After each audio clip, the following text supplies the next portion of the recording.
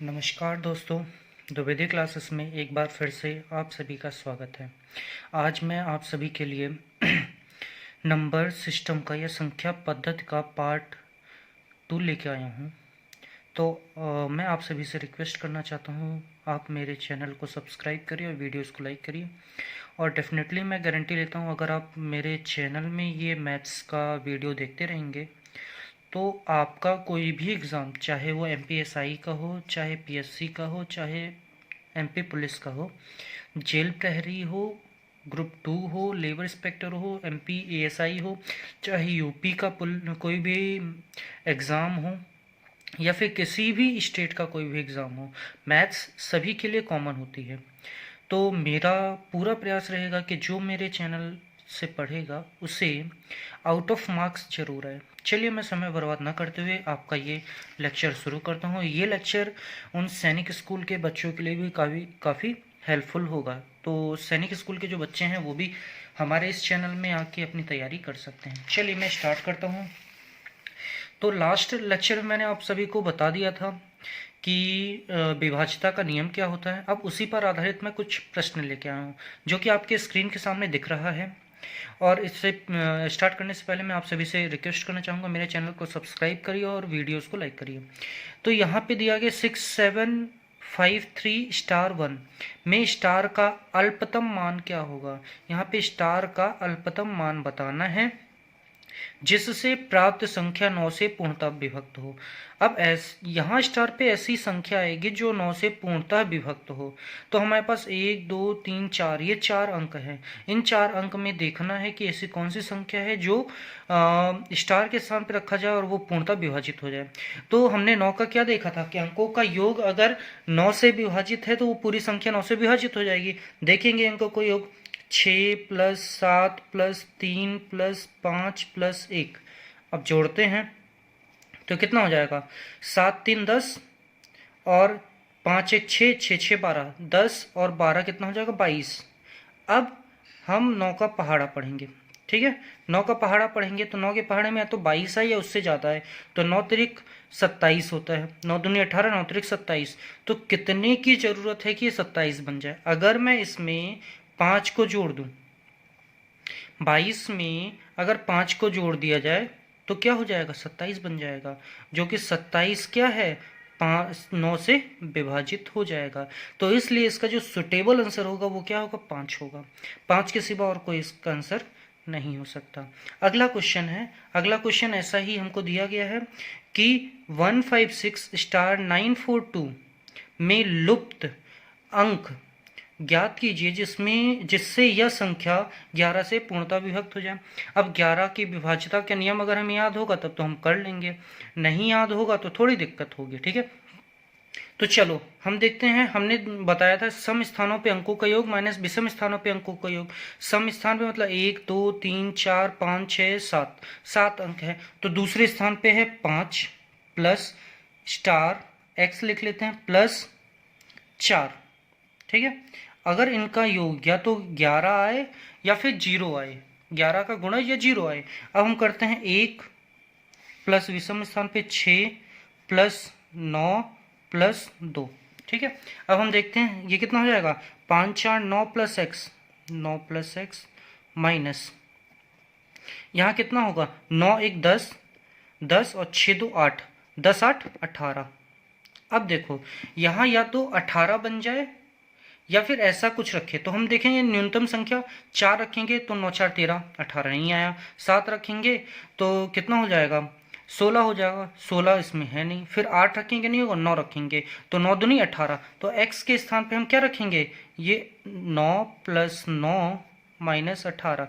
9 में से 9 जाएगा, 9 9 18, 18 से 18 जाएगा, कितना आएगा, 0 0 आएगा। तो 0 क्या है, 11 से पूर्णतः विभाजित हो जाएगी। तो स्टार के स्थान पे क्या रखेंगे, स्टार के स्थान पे हमें 9 रखना है। ठीक है, चलिए अगला क्वेश्चन देखते हैं।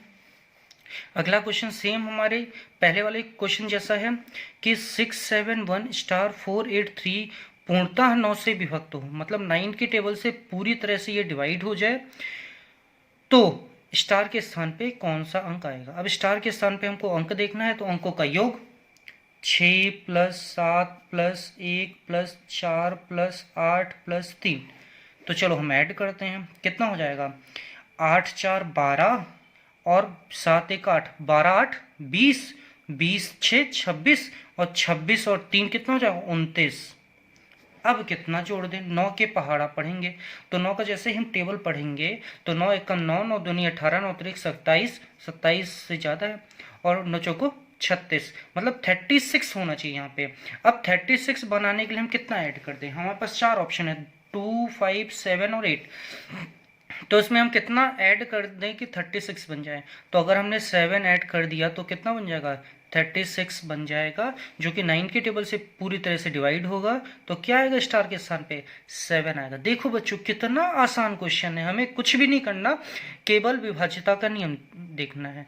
अगर जिसको नहीं मालूम और जिसने नहीं देखा मेरा वीडियो तो इससे पहले पार्ट फर्स्ट देखे और ये पार्ट सेकंड है, ठीक है। चलिए आगे देखते हैं।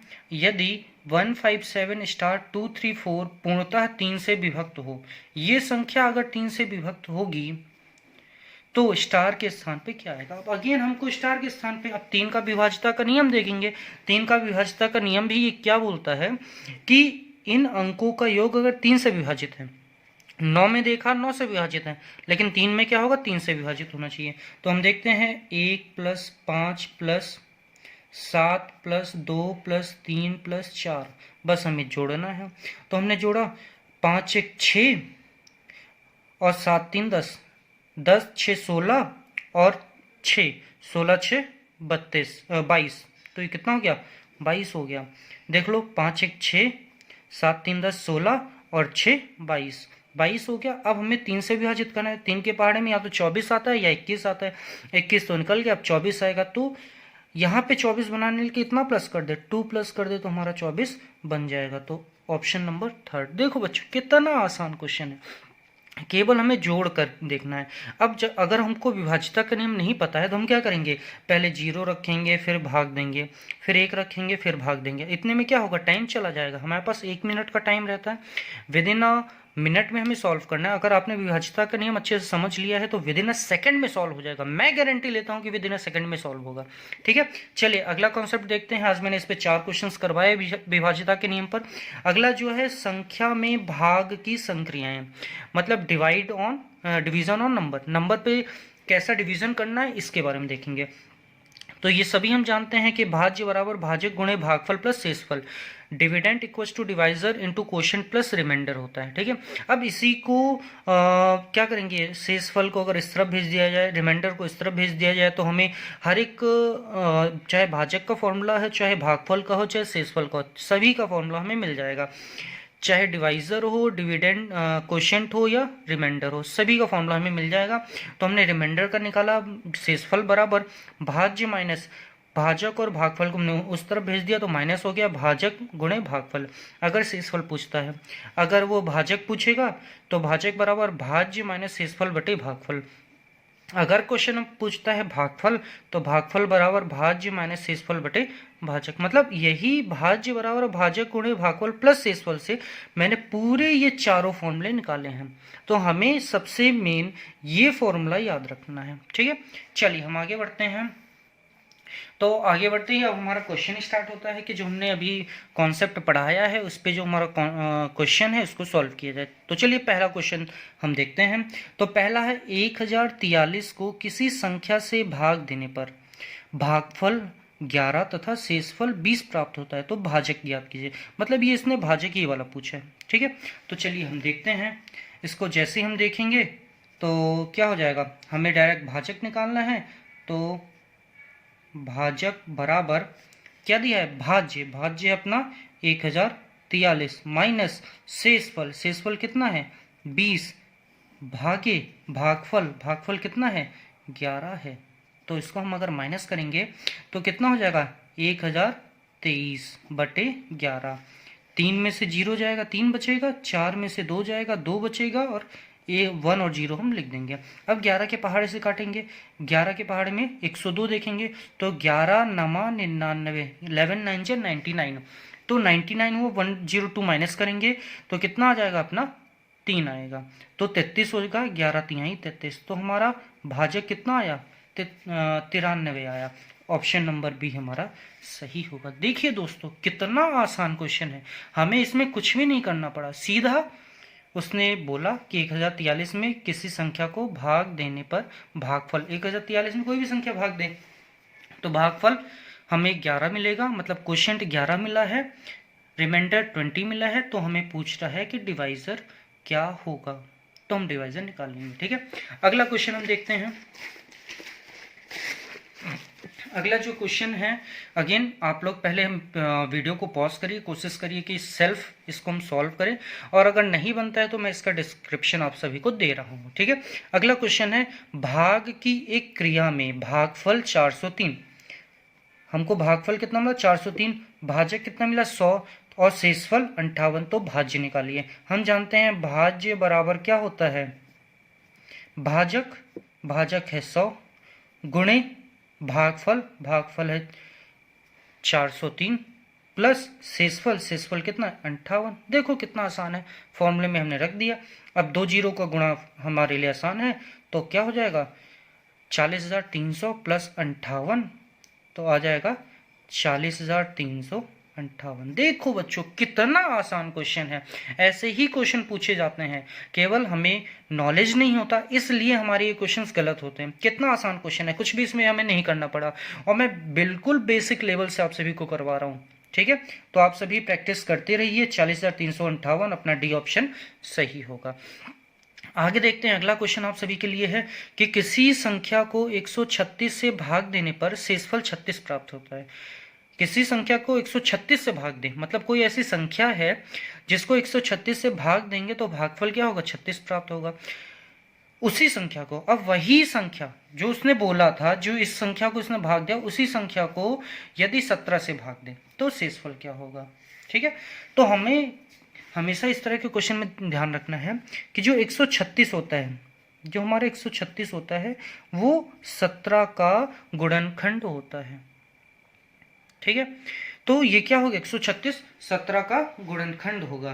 कितनी बार में 136 आता है? 17 8 136 हो जाएगा। ठीक है, तो ये अपना 136 हो गया। अब उसके बाद हम देखेंगे कि हमें अब कुछ नहीं करना इस तरह के क्वेश्चन में, सीधे क्या करना है? जो शेषफल है उसको इस वाली संख्या से भाग दे देना है। तो हमने दिया 36 भागे 17, तो 17 दूनी 34, 34 हुआ, 34 लिखा, तो कितना आया? 2 शेषफल आया। ठीक है, तो हमारा कितना आंसर होगा? Option number D. तो ये हमारा क्या होगा? आंसर होगा।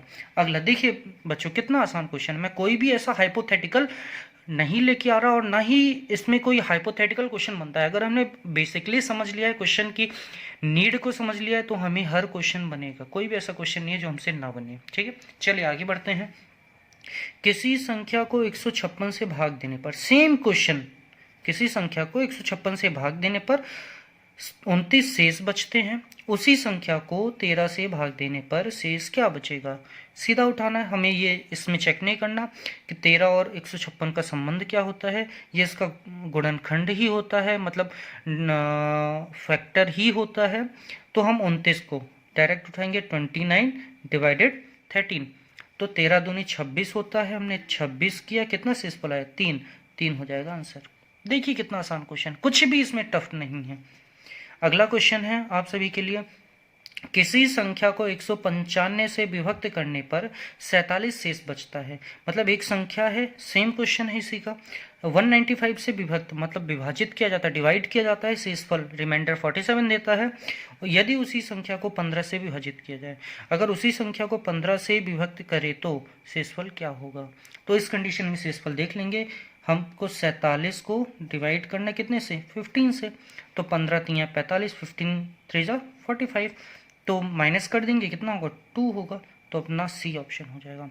चलिए दोस्तों, इसी के साथ मैं अपना ये लेक्चर कंप्लीट करता हूँ और आशा करता हूँ कि आप सभी को मेरा ये प्रयास अच्छा लगा होगा, और इसी तरीके से मैं आप सभी के लिए बेहतरीन, चाहे वो टफ से टफ क्वेश्चन हो, मैं बहुत ही आसान तरीके से समझाऊंगा और कोशिश करूंगा कि आप सभी को मेरे इन वीडियोस से काफ़ी सहायता मिले और कोई भी एग्ज़ाम दीजिए तो इसमें क्वालिफाई होइए और आउट ऑफ मार्क्स लेके आइए।